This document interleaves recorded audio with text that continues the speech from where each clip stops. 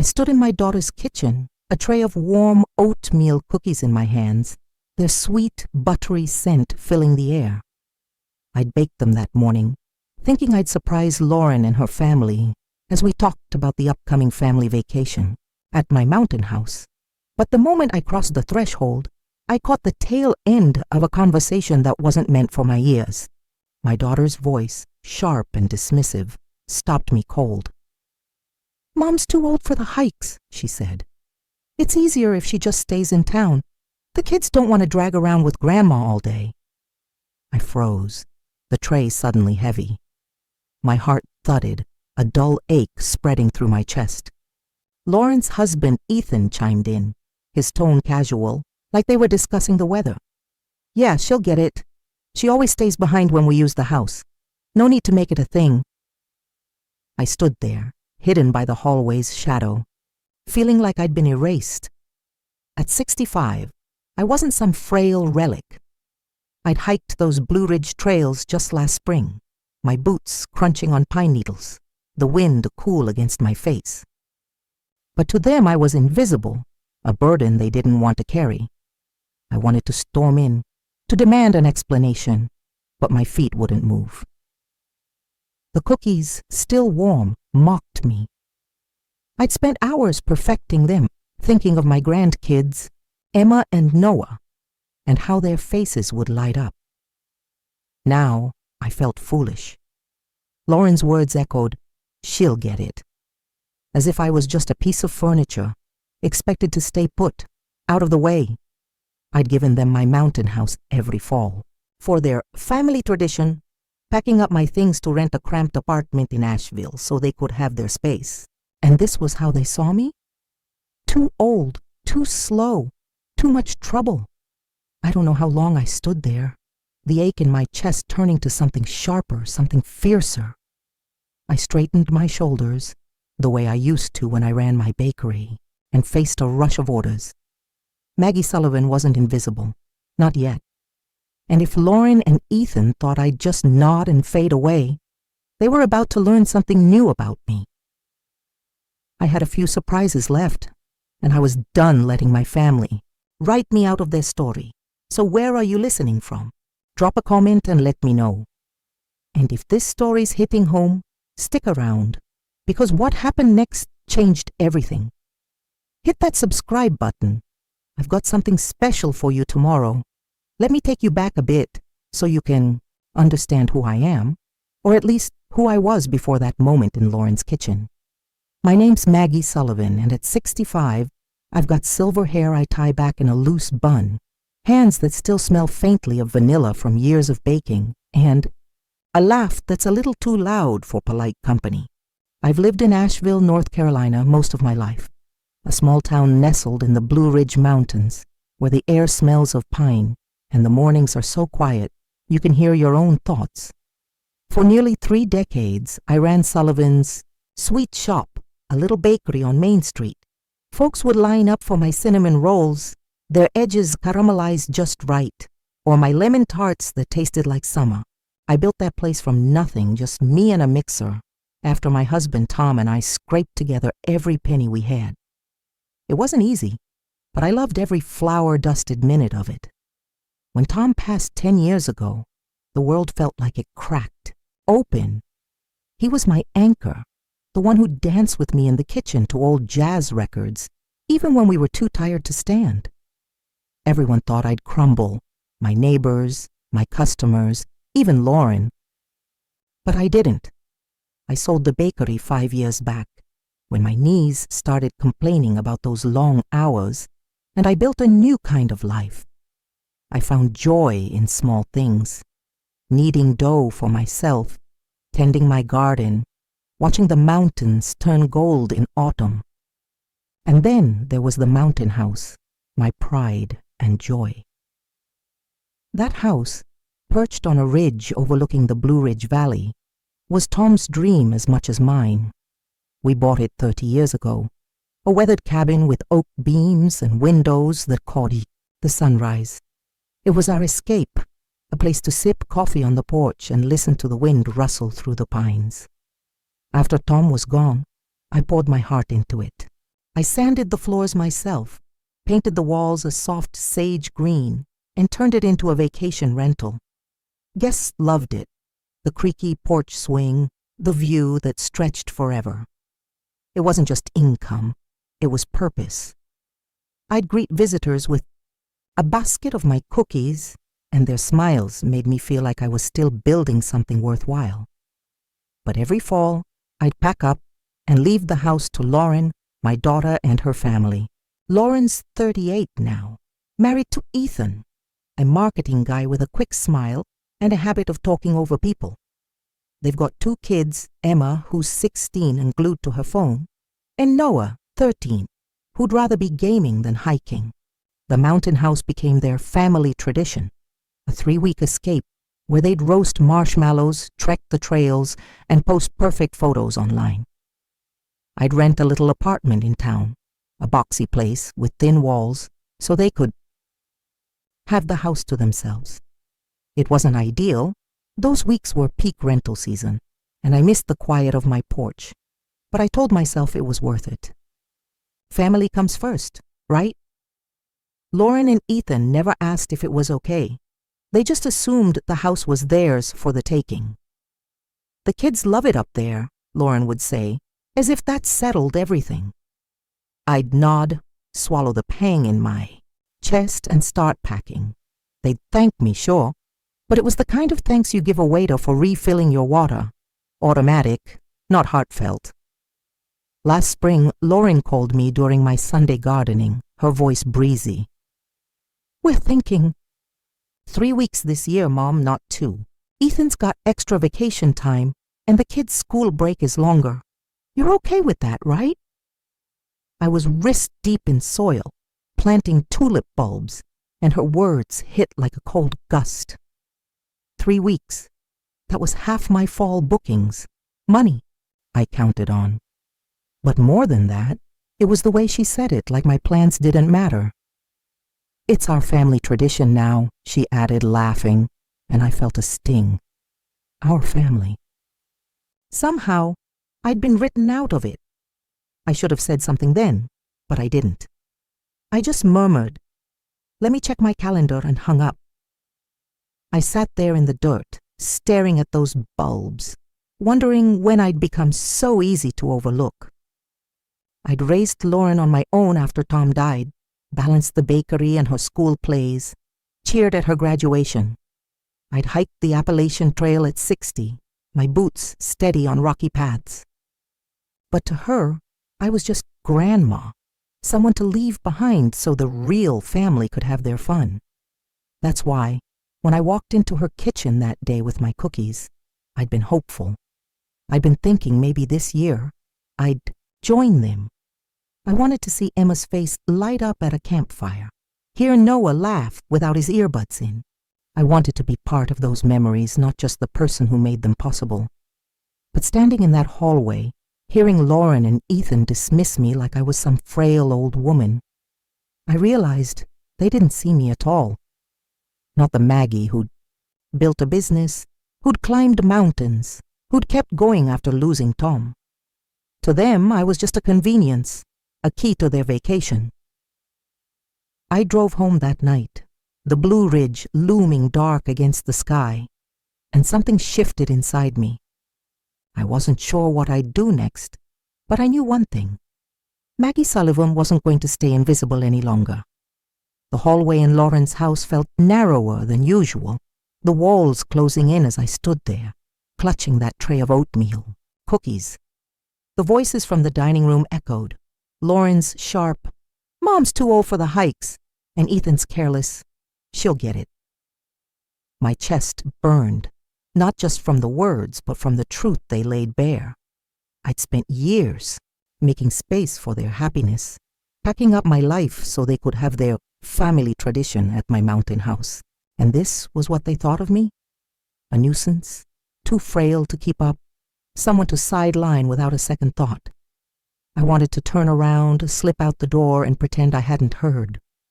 But something in me, maybe the part that had needed dough at 4 a.m. to keep my bakery alive, or the part that had hiked the Blue Ridge at dawn, refused to let this slide. I took a deep breath, the kind you take before stepping into a storm, and walked into the dining room. The conversation stopped dead. Lauren's eyes widened, her fork hovering over a plate of pasta. Ethan coughed, suddenly fascinated by his napkin. The kids, Emma and Noah, weren't there, probably upstairs with their screens, but I could feel their absence, like they'd already written me off too. I set the cookie tray on the table, the clink of metal against wood louder than it should have been. "I heard you," I said, my voice steadier than I felt. "You think I'm too old to join the vacation? Too much trouble for the mountain? House. My house." Lauren's face flushed, a mix of guilt and defensiveness. "Mom, it's not like that," she stammered, pushing her plate away. "We just thought, the trails are steep and the kids want to do their own thing. You'd be more comfortable in town, right?" Her words were soft, like she was soothing a child, but they cut deeper than she knew. Comfortable. As if my life was about sitting quietly, out of the way. Ethan jumped in, his marketing guy charm kicking into gear. "Yeah, Maggie, we didn't mean anything by it.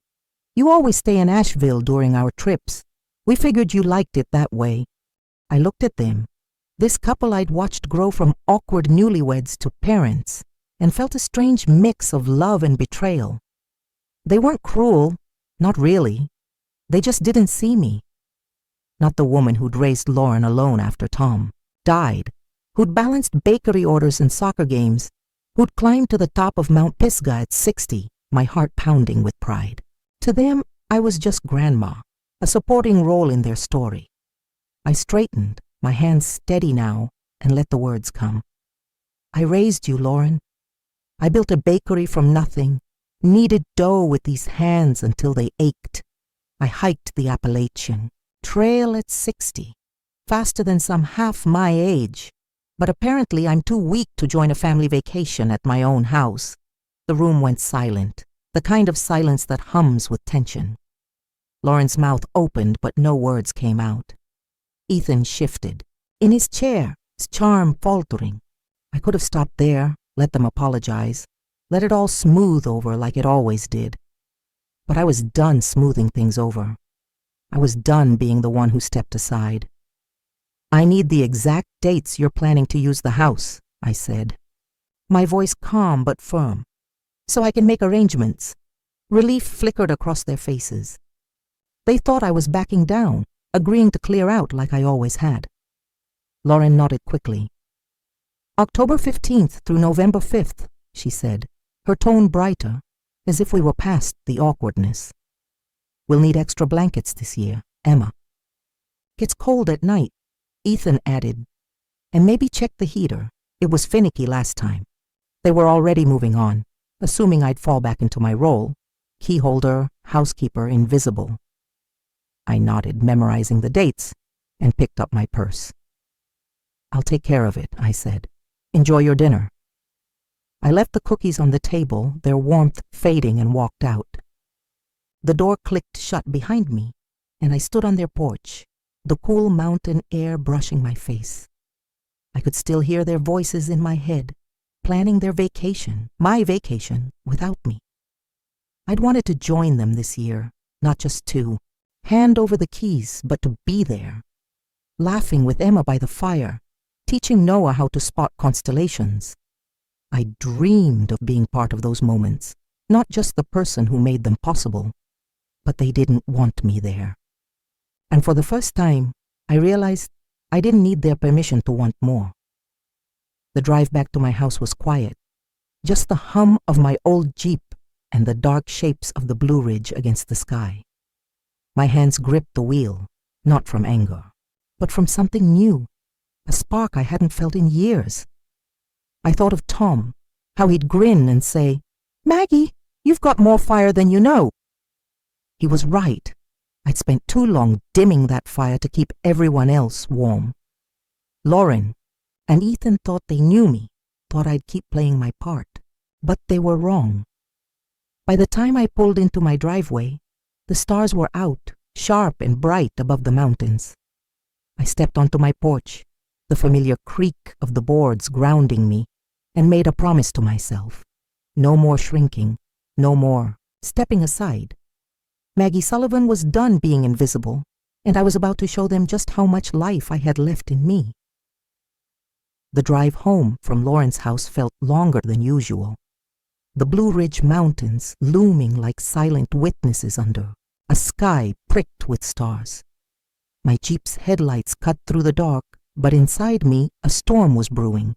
Lauren's words, "Mom's too old for the hikes," looped in my head, each one a pinprick to my pride. I gripped the wheel, my knuckles pale, and thought of all the times I'd packed up my life to make room for theirs. Every fall, I'd leave my mountain house, my sanctuary, and squeeze into a rented apartment in Asheville, its walls so thin I could hear the neighbor's TV. I did it for them, for Lauren, Ethan, Emma, and Noah, because I believed family meant sacrifice.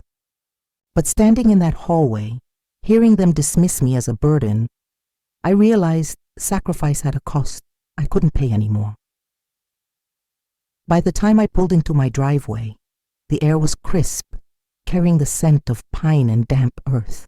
I stepped onto my porch, the boards creaking under my boots, and looked out at the valley below. The mountains stretched endless and unyielding, their peaks softened by moonlight. I thought of Tom, how he'd stand right here, his arm around me, and say, "Maggie, this is our piece of forever." That house wasn't just wood and glass. It was our dream, my refuge after he was gone.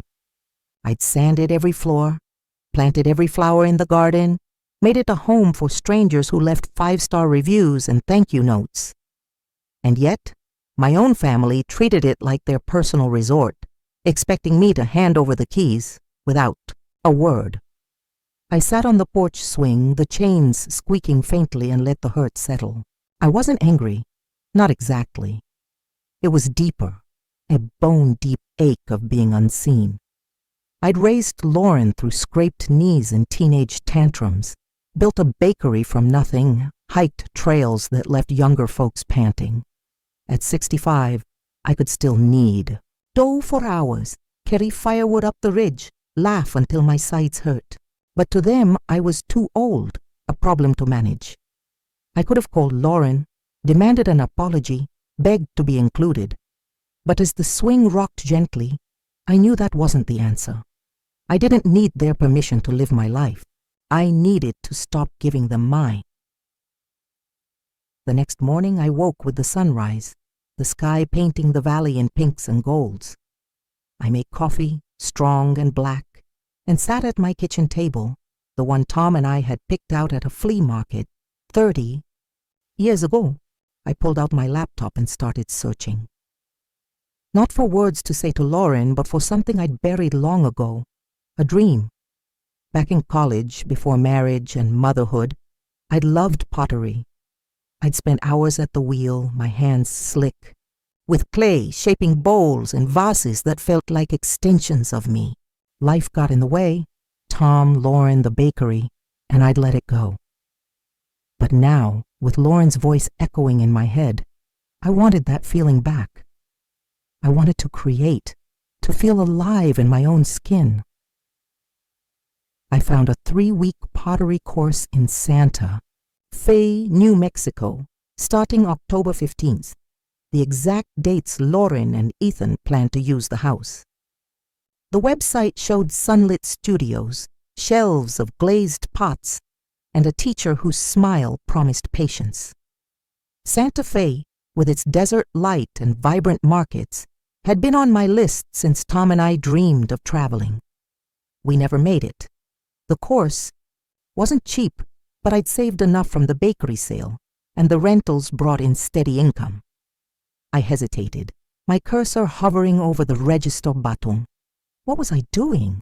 I was 65, not some starry-eyed art student.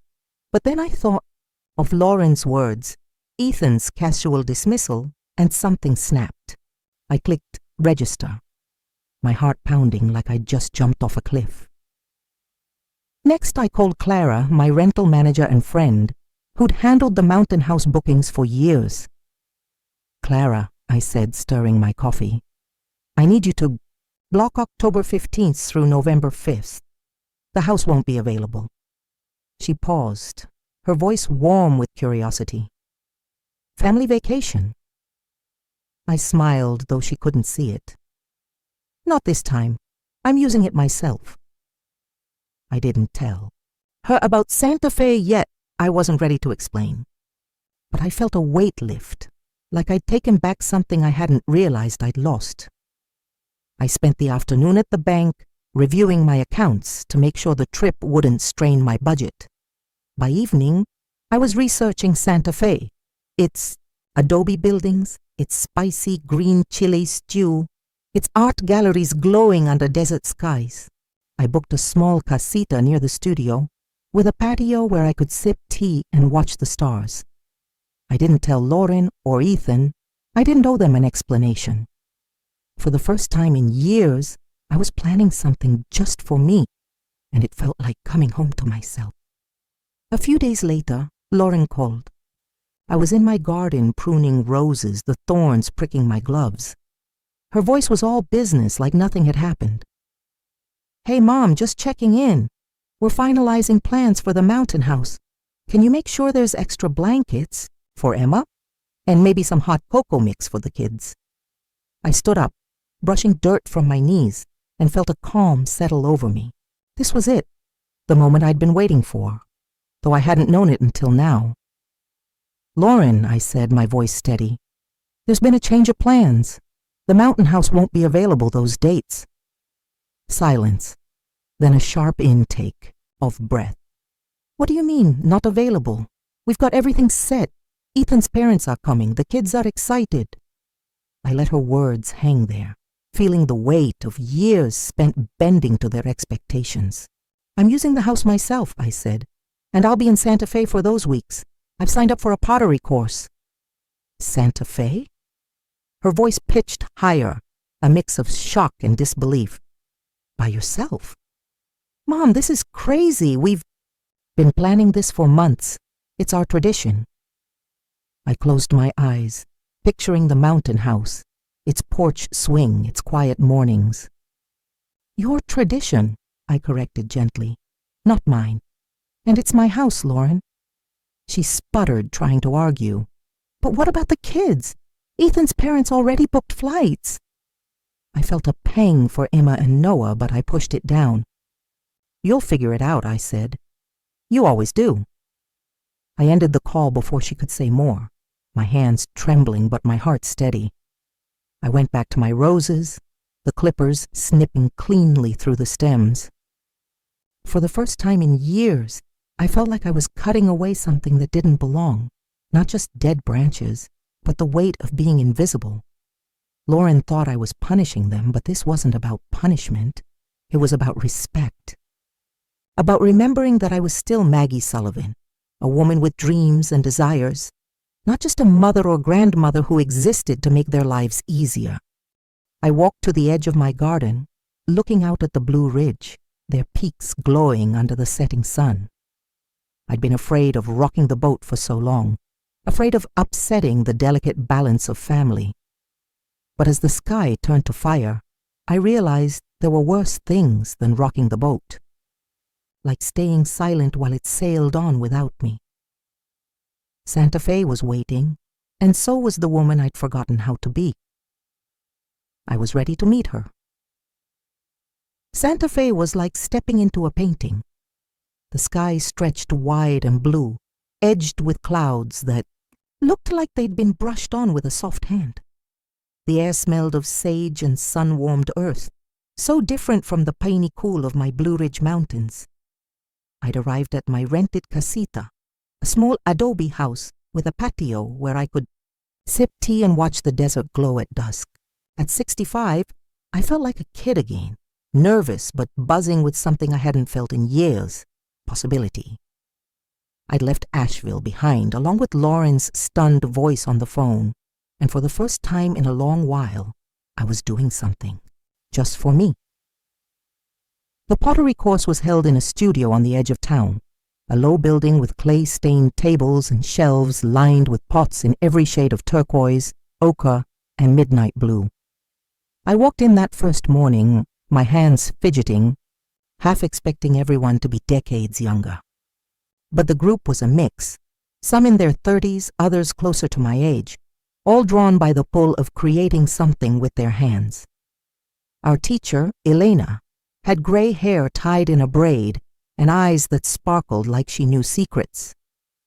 "Clay doesn't judge," she said, her voice warm. "It just waits for you to show up." I liked that. I was ready to show up.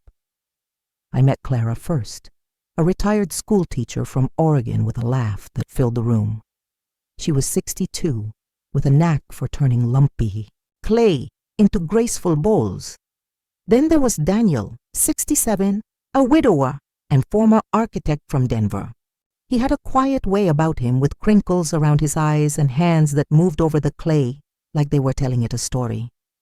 We were paired up to share a wheel that first day, and I fumbled, my fingers slipping as the clay wobbled. "It's like dancing," Daniel said, his voice low and kind. "You lead, but you've got to listen too." I laughed, surprised at how easy it felt to be around him, like we'd known each other longer than an hour. Pottery was harder than I remembered from college, but it woke something in me. My hands, used to kneading dough, learned the rhythm of the wheel, the gentle press, the slow spin, the way clay yielded if you were patient. I made a wonky mug that first week, its rim uneven but sturdy. When I glazed it in a deep green, it reminded me of the Blue Ridge pines. Holding it still warm from the kiln, I felt a spark of pride I hadn't known I'd lost. For years I'd poured my creativity into baking, perfect tarts, towering cakes, but that was for others. This mug, imperfect as it was mine. The group became my little tribe. Clara dragged me to a farmer's market, where we bought chili-spiced chocolate and laughed over our terrible bargaining skills. Daniel joined us for coffee one morning, sharing stories of his late wife, who'd loved painting desert sunsets. "She'd have liked you, Maggie," he said, his eyes soft. "You've got that same fire." I blushed, caught off guard, and changed the subject. But his words stayed with me, warming me like the Santa Fe sun. I wasn't used to being seen, not like that. I sent Lauren a few photos, my mug, the studio, a sunset over the desert. I didn't expect much, but I wanted her to know I was okay, that I was more than the grandmother she'd written off. Her replies were short. "Looks nice, Mom. Glad you're having fun." I could hear the strain in her words, the unspoken question. "Why did you do this?" I didn't answer. I was too busy living. For the first time, I wasn't waiting for her approval, and it felt like freedom. One evening, after a long day at the wheel, Daniel and I stayed late to clean up. The studio was quiet, just the hum of the kiln and the soft clink of tools. We got to talking about losing our spouses, about the dreams we'd shelved, about how life sneaks up on you. "I stopped designing houses after my wife died," he said, wiping clay from his hands. "Thought I was done creating. But this," he gestured to a small vase he'd made, glazed in cobalt. "This feels like starting over." I nodded, my throat tight. "I know what you mean. I forgot how much I loved making things just for the joy of it." He looked at me then, his eyes steady. "You're good at joy, Maggie. Don't let anyone take that from you." My heart skipped, and for a moment I saw myself through his eyes. Not a grandmother, not a widow, just Maggie, a woman with clay on her jeans, and a smile I hadn't worn in years. We didn't say more, but as we locked up, his hand brushed mine, and I didn't pull away. At 65, I thought romance was a young person's game. But there, under the desert stars, I felt a flicker of something new. The course wasn't just about pottery. It was about rediscovery. I started sketching ideas for pots in a notebook, something I hadn't done since college. Clara noticed and convinced me to share them at our group's final showcase, a small exhibition for friends and locals. I was nervous. My pieces weren't perfect, but Elena insisted. "It's not about perfection," she said. "It's about what you've poured into them." So I displayed my green mug, a coiled vase, and a shallow bowl glazed in sunset oranges. To my shock, people loved them. A local gallery owner bought the bowl on the spot, and others asked if I'd teach a workshop back in Asheville. That's when the real twist hit, the one I never saw coming. Our little showcase didn't just end with hugs and goodbyes. Clara, inspired by my story, started a blog about women over 50 chasing new passions. She wrote about me, not as a hero, but as a woman who'd refused to stay invisible. The post spread, shared by women in their 60s, 70s, even 80s, who saw themselves in my choice to cancel that vacation and choose myself. Strangers commented, "I signed up for a painting class because of Maggie." I told my kids no for the first time in years. I thought I was just saving my own heart, but somehow I'd lit a spark for others too.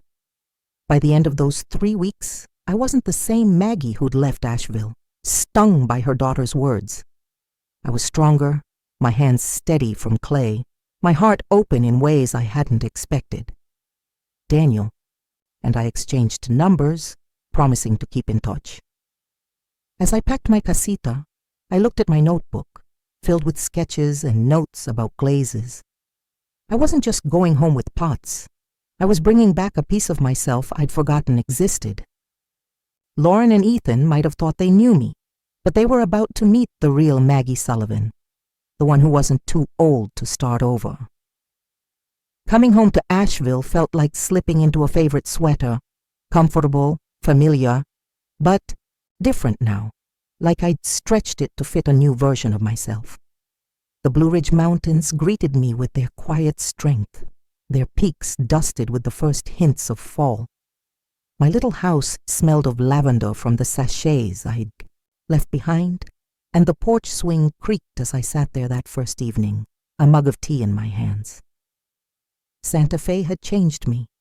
The clay under my nails, the laughter with Clara, the way Daniel's eyes crinkled when he smiled, they'd all reminded me that at 65, I wasn't done living, not by a long shot. But as I unpacked my suitcase, filled with a few pottery pieces, and a notebook of sketches, I wondered what awaited me with Lauren and her family. I'd drawn a line in the sand when I canceled their vacation. Now I had to see what grew from it. The next morning I was in my garden, pulling weeds and breathing in the earthy scent of soil, when Lauren's car pulled into the driveway. My heart gave a little jump, not fear, but anticipation.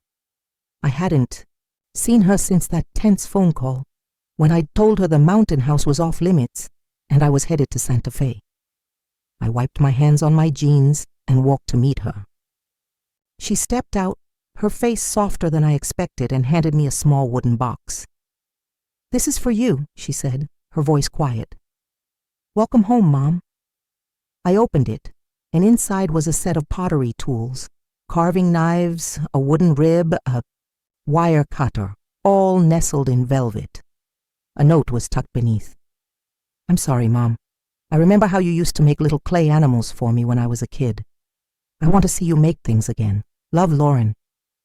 My throat tightened. I hadn't thought Lauren remembered those days, when I'd sit at our kitchen table, shaping tiny rabbits and turtles while she giggled beside me. I'd stopped when life got too busy, when the bakery and motherhood took over. To know she'd held onto that memory, that she'd chosen this gift, cracked something open in me. "Thank you," I said, my voice catching. "This means a lot." We sat on the porch, the swing rocking gently, and talked. Not the surface chatter we'd fallen into over the years, but something real. "I didn't realize how it felt for you," Lauren said, twisting her hands. "Us taking the mountain, house, leaving you behind. I thought you wanted to stay in town. I thought it was easier." I nodded, seeing the guilt in her eyes. She wasn't cruel, just caught up in her own world, her kids, her marriage, her idea of what family looked like. I wanted to be part of it, I admitted. Not just the person who hands over the keys. I wanted to be there, with you and the kids. She looked away, her eyes shiny. I'm sorry, Mom. We should have asked you. I should have asked. It wasn't a perfect fix. Words don't erase hurt overnight. But it was a start. I reached for her hand, and she squeezed mine back, a small bridge between us. I didn't need her to understand everything, not yet. I just needed her to see me, and for the first time, I felt like she did. A few days later, Lauren invited me to dinner at their house. I walked in, half expecting the same tension from that awful night with the cookies, but the air felt different. Emma, my 16-year-old granddaughter, looked up from her phone, miracle of miracles, and grinned. Grandma, I saw your pottery pictures. They're cool. Can you teach me how to make something? My heart did a little flip. Noah, usually lost in his video games, chimed in. Yeah, I want to make a bowl for my snacks. I laughed, the sound bubbling up like it hadn't in years. Deal, I said. But you're cleaning the clay off my floor. Ethan was there too, quieter than usual. As we cleared the table, he caught me in the kitchen. Maggie, I owe you an apology, he said, rubbing the back of his neck. I didn't think about what it meant, us using the house without you. You're not too old. You're tougher than all of us. I smiled, surprised at his honesty. Just don't forget it, I teased, and he chuckled, the awkwardness easing. It wasn't perfect, but it was progress. They were learning to see me as Maggie, not just Grandma, and that was enough for now. What happened next caught me off guard, like a wildflower blooming in a crack of pavement. Clara, my friend from the Santa Fe course, had kept her promise to write about our time there. Her blog post, titled Women Who Refuse to Fade, went viral in a way neither of us expected. She wrote about me, not as some grand hero, but as a woman who'd said no to being invisible. Maggie Sullivan canceled her family's vacation to reclaim her life, she wrote. At 65, she's proof that it's never too late to start over. The post spread like wildfire, shared by women across the country. I started getting messages. Strangers saying they'd signed up for art classes, taken solo trips, or stood up to their own families because of my story. Back in Asheville, I decided to lean into it. I started a small pottery class at the community center, expecting a handful of locals. But the room filled with women, some in their 50s, others pushing 80, who wanted to try something new. There was Susan, who'd always wanted to paint, but thought she was too old to start, and Linda, who'd left a draining job to write poetry. We shaped clay together, laughed over our lumpy pots, and shared stories of feeling unseen. Those classes became more than pottery. They were a space to say, we're still here, and we matter. I called it Clay and Courage, and it grew, with wait lists and plans for a summer showcase. Daniel stayed in touch too. We'd video chat, him in Denver with his coffee, me in Asheville with my tea. He'd show me his latest baits I'd share, a sketch for a new pot. One evening, as the Blue Ridge turned purple outside my window, he said, Maggie, I'm coming to Asheville next month. I'd like to see you, if that's okay. My heart skipped, but I smiled. I'd like that, I said. At 65, I hadn't expected to feel butterflies again, but there they were. Our connection wasn't rushed or flashy. It was steady, built on shared stories and quiet moments, the kind of love that fits a life already full. As fall settled over, the mountains. I stood on my porch one morning, looking out at the valley. The leaves were turning gold and crimson, and the air carried a chill that promised change. I thought about that night in Lauren's kitchen, how small I'd felt, how I'd almost let their words define me. Canceling their vacation wasn't about revenge. It was about choosing myself. And that choice had opened doors I hadn't known were there. To pottery, to Daniel, to women like Susan and Linda, who reminded me we're never too old to bloom. Here's what I've learned, and I hope it stays with you. Sometimes you have to break the plans others make for you to find the ones you were meant to live. Life doesn't stop at 50 or 60 or 65. It waits for you to be brave enough to keep writing your story. I'm still writing mine, with clay on my hands and a heart that's learning to love again. What about you? What chapter are you ready to start? Drop it in the comments. I'd love to hear. And if this story meant something to you, hit subscribe. There's more where this came from.